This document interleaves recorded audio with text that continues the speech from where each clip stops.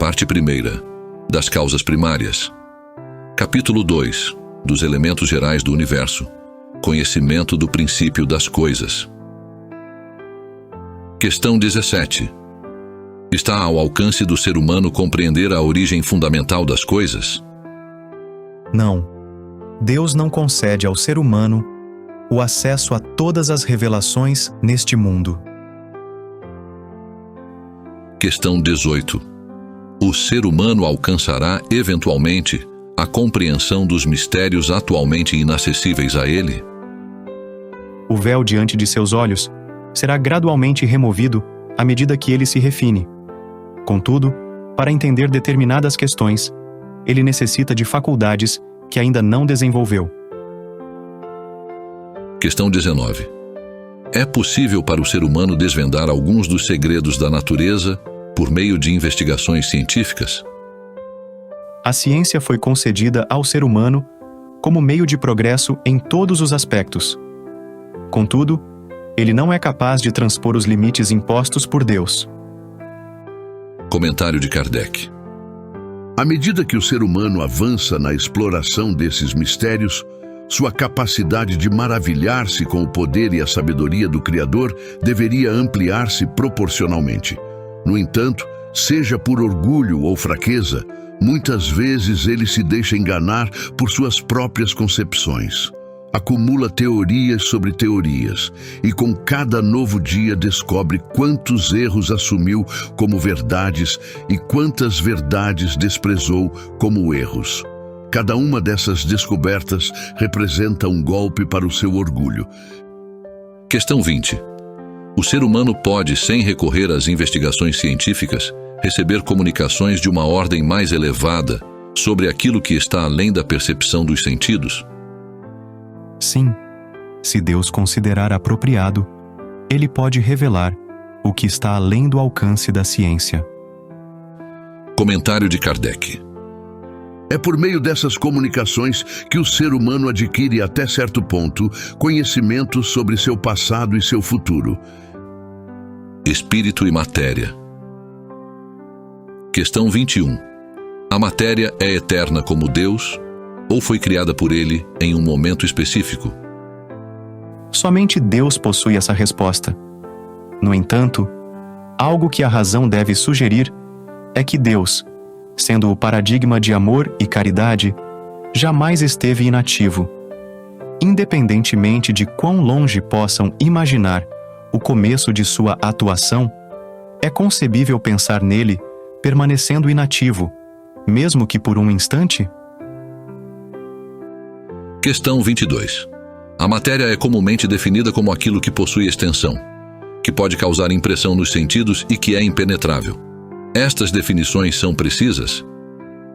Sob a vossa perspectiva, estas definições são corretas, pois vocês apenas descrevem aquilo com que estão familiarizados. Entretanto, a matéria pode existir em estados que vos são desconhecidos. Ela pode ser, por exemplo, tão etérea e sutil que não cause nenhuma impressão aos vossos sentidos. Ainda assim, é matéria, embora para vocês possa não parecer ser. Questão 22A. Qual definição podeis fornecer da matéria? A matéria é o elo que une o espírito. É o instrumento que ele utiliza e sobre o qual, simultaneamente, exerce sua influência. Comentário de Kardec. Sob esta ótica, pode-se afirmar que a matéria atua como agente ou intermediário pelo qual e sobre o qual o espírito opera. Questão 23. O que é o espírito? O espírito é o princípio inteligente do universo. Questão 23A. Qual é a essência do espírito? Com a linguagem que vocês, seres humanos, utilizam, não é fácil dissecar a natureza do espírito. Para vocês, ele pode parecer inexistente por não ser tangível. No entanto, para nós, ele é definitivamente algo real. É importante compreender que o vazio absoluto não é realidade. O nada não existe. Questão 24. O espírito é equivalente à inteligência? A inteligência é uma característica fundamental do espírito. Ambos estão intrinsecamente ligados a um princípio comum, de maneira que, na vossa perspectiva, podem ser considerados idênticos. Questão 25. O espírito é independente da matéria, ou ele é simplesmente uma característica desta, assim como as cores são da luz e o som é do ar? O espírito e a matéria são entidades distintas. Contudo, a conjunção entre o espírito e a matéria é essencial para que a matéria seja dotada de intelecto. Questão 25A. Esta união é igualmente crucial para a manifestação do espírito? Aqui, por espírito, referimos-nos ao princípio da inteligência, desconsiderando as individualidades denominadas por esse termo. Para vocês, essa união é necessária, visto que não possuem uma constituição capaz de perceber o espírito sem a matéria.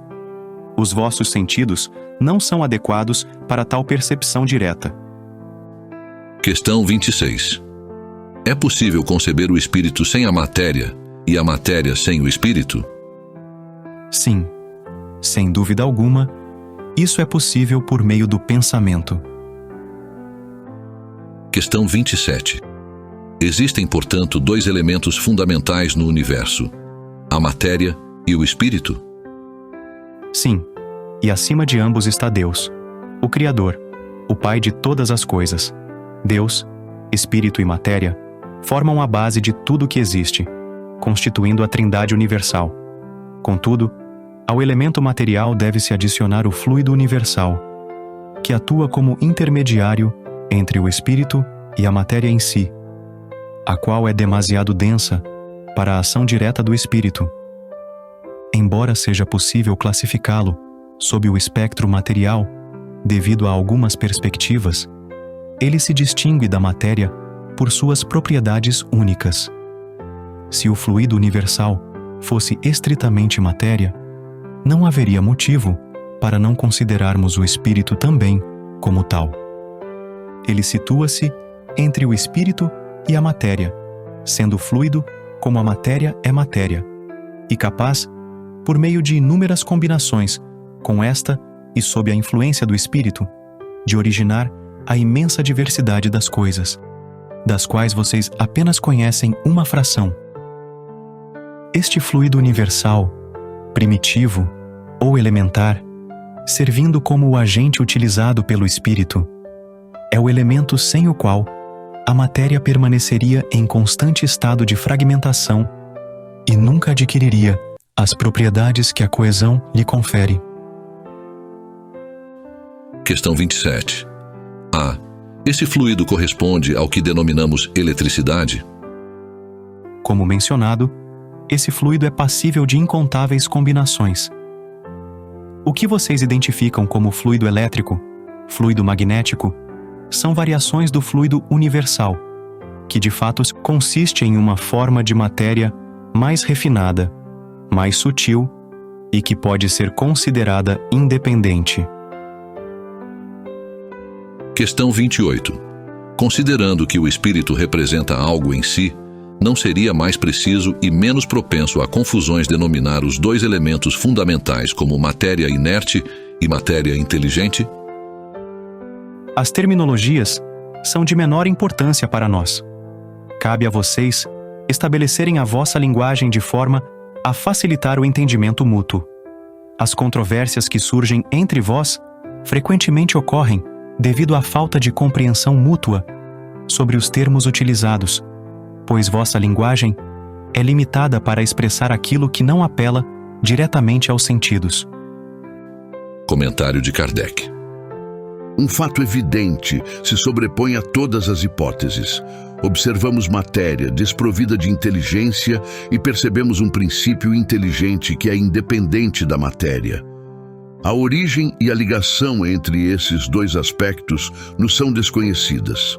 Se ambos emanam de uma única fonte, se há interações entre eles, se a inteligência possui uma existência autônoma, ou se é uma propriedade, um efeito, ou ainda se é, conforme alguns acreditam, uma irradiação da divindade, são questões que nos escapam. Elas nos aparecem como distintas, por isso as consideramos como os dois princípios constitutivos do universo. Acima de tudo, percebemos uma inteligência suprema que domina e governa todas as outras, distinta por atributos essenciais. Essa inteligência suprema é o que denominamos Deus. Propriedades da matéria. Questão 29. A característica da ponderabilidade é essencial à matéria? Para a matéria, tal como vocês a compreendem, sim. Contudo, isso não se aplica à matéria vista como fluido universal. A matéria etérea e sutil, que forma esse fluido, é considerada imponderável por vocês. Apesar disso, ela ainda constitui a base da vossa matéria densa.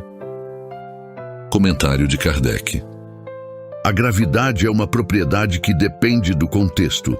Fora da influência gravitacional dos corpos celestes, não existe peso, assim como conceitos de alto e baixo não se aplicam. Questão 30. A matéria é constituída por um único elemento ou por vários elementos? A matéria origina-se de um único elemento primitivo.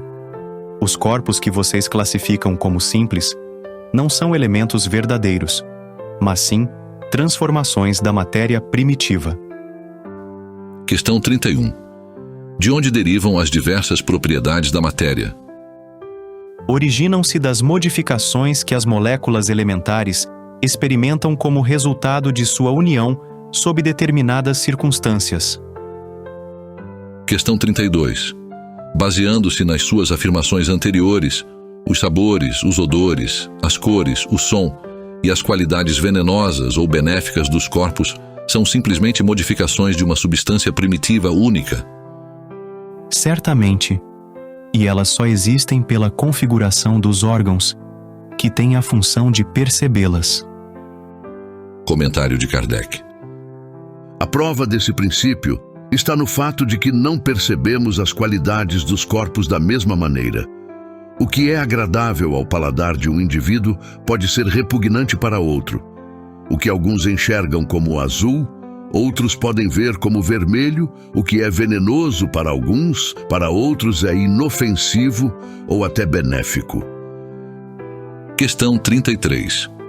A mesma matéria elementar pode passar por todas as modificações e adquirir todas as propriedades?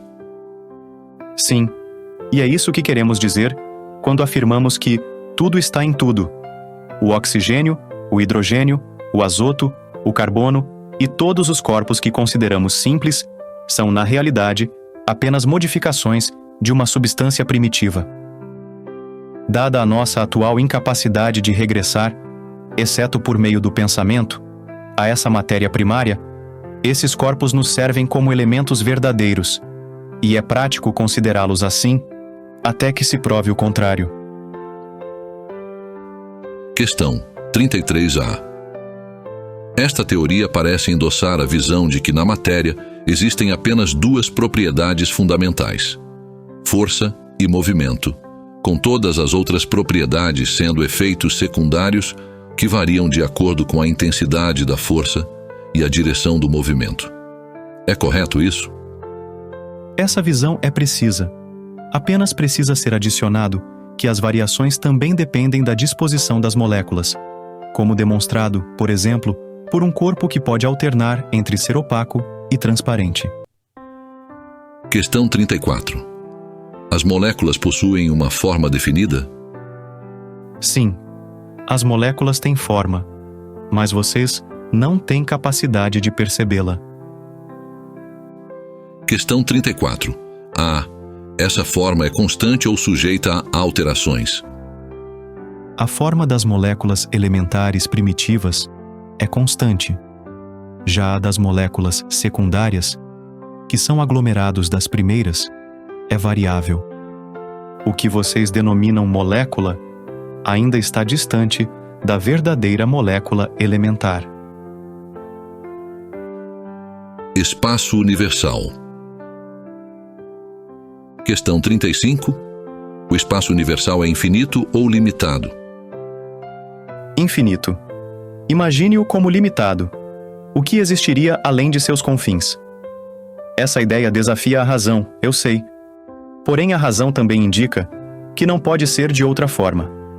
O mesmo princípio se aplica ao conceito de infinito em todas as dimensões. Não é na limitada esfera terrestre que vocês podem plenamente compreender isso. Supor um limite para o espaço, independentemente de quão distante a imaginação possa estender esse limite, a razão sustenta que algo existe além dele, e assim sucessivamente até o infinito.